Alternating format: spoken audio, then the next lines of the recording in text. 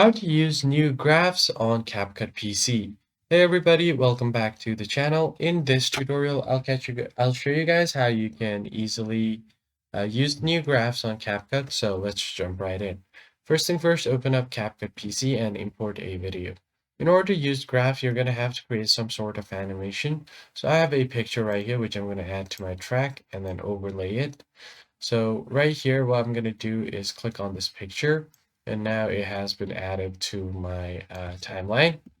So what I'm going to do here is if I just play this part of the video, I'm going to click on it and then make it a bit smaller, like so, so that it comes up from this screen right here.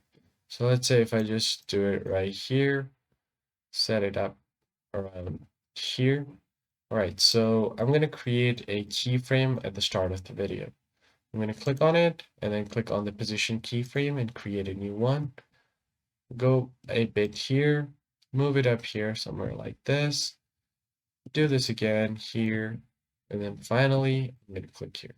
So before the update, you used to have the ease in and ease out graphs, but there are a lot more options now. To get to that option, you can right click on it and then click on show variable speed animation. And you'll be able to see this graph right here, which you are able to adjust. So if you want to adjust, you usually click on this preset curves tab. And then as you can see here, you can select any of these tabs and these keyframes, and you can use the ease in, ease out, or any of these animations. So you didn't have the quad ease, cubic ease, all of these are the new graphs. So you don't even have to go to the variable animation. What you could simply do is simply go ahead and right click on it. Let's just hide it first. Go to a keyframe, right click on it, and then click on preset curves. And there you go. You already have the option in front of your screen.